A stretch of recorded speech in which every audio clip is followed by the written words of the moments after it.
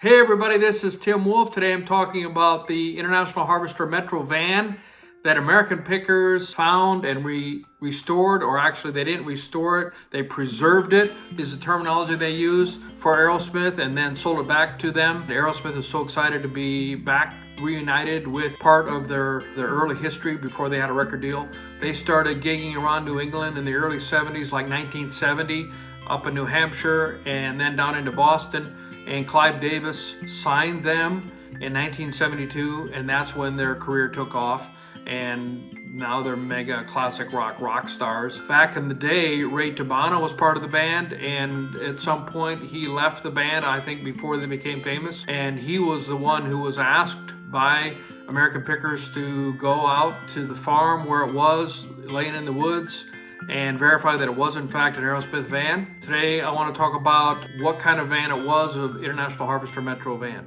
So anyway, I'm Tim Wolf. I'm a Nashville-based artist. Welcome to my channel. Thank you for stopping by. I post videos about my music videos, also about music history, the music industry, and other things that interest me. I hope you enjoy this video, and if you do, please like and share it. And to be alerted when new content is uploaded, please subscribe to my channel and hit that notification bell.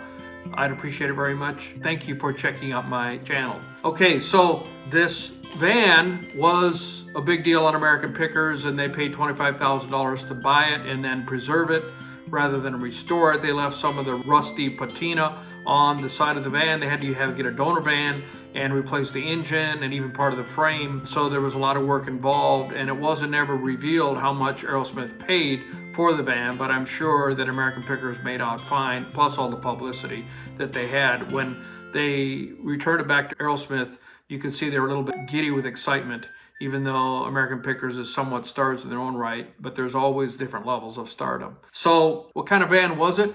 It was International Harvester Metro van, and International Harvester made that van from 1938 to 1975, and the original design, which was the design that was the van that Aerosmith had, was designed by a relatively famous industrial designer, American naturalized citizen Raymond Loewy, who came from France. He designed a lot of really amazing things. He's got an amazing history in his own right. He designed the Coke bottle, probably most famously. He designed Pall Mall cigarettes. He did designs for Shell, Exxon, TWA, BP logo. Did the Studebaker, Avanti, and the Champion, and Air Force One livery. I mean, he was a big star. He was featured on the cover of Time magazine in 1949. He also designed the letter series of Farmall International Harvester tractors. So, and that was probably some of the most well-known, if you know anyone, or if you are a classic antique tractor collector, those Farmall A and letter series H, I guess H was a big one.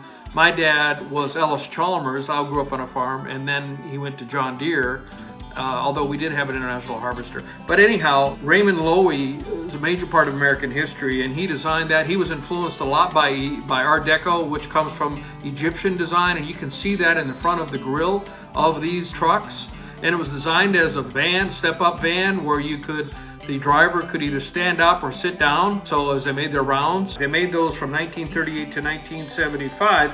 And what happened around that time, so International Harvester, the heyday, they started in 1902, and they used a lot of different brands, McCormick, Farmall. In the 20s, 30s, 40s, 50s, they were big. But in the 70s, they started to fall into financial difficulty, and by the early 80s, they were falling apart, and they started selling off pieces. They sold off the construction business in 82 in order to survive. They sold off the farm business in 1984 to Tenneco, who also owned Case, and so it became Case IH, and that's what it's known to this day. And as far as I know, it's a thriving brand. Tenneco has done really well with it.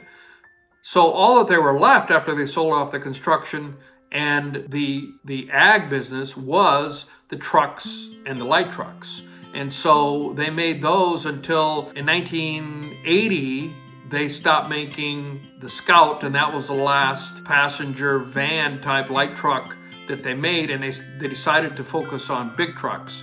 And in the mid-80s, 86 I believe it was, they changed their name to Navistar, and that's what the name is today. And there's still Navistar International trucks on on the market. I think they have a good market share. So that's kind of the history of International Harvester. Started out probably most famously as a tractor maker, but they were into a lot of different things. And the van that Aerosmith had was a 1964, and it probably was pretty cheap. 1970, it was only 6 years old, but they had a redesign. They redesigned it in 64. And as near as I can tell, the design that Aerosmith had was the old Ray Loewy design. And the new design, they designed it in-house, and they wanted to modernize it. Probably wanted to get rid of that Art Deco look. And probably after a redesign, the old design ones are less expensive, which is probably why it was cheap enough for Aerosmith to buy. Steve Tyler was very nostalgic when he got in the van after they had preserved it. And especially he was really interested in the sound of the sliding door, because it had a sliding door in it, a step van where you slide the door open and close. And he said the sound of that door was something that was very nostalgic for him and the band members. So there you have it. That's the Aerosmith van. International Harvester, Metro, 1964, and Raymond Loewy is really an important part of American history. He was a designer on it. Raymond Loewy died in 1986 at the age of 92, lived a full life, did a lot of great designs, and the Metro van was just one of them. Also, the character on the side of the van, interesting enough, was modeled after their driver, I guess you would say their roadie. He drove the van, kept it running, Mark Lehman, and apparently he's still alive. And in the last American Pickers video, they were hoping to reunite with him and have him drive it down the strip in Las Vegas when they had their residency there. So I hope that happened.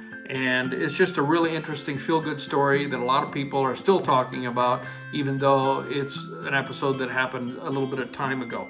Please find the bit.ly link below to listen to my music if you're curious about that. I've got music on Spotify and Apple Music. Also, you can see my music videos on this channel. Also, if you enjoyed this content and you want to see more, please don't forget to subscribe and hit that notification bell down below to be notified when new videos are uploaded. I appreciate you. Thank you very much for stopping by. I hope I've given you something of value today, and we'll see you next time.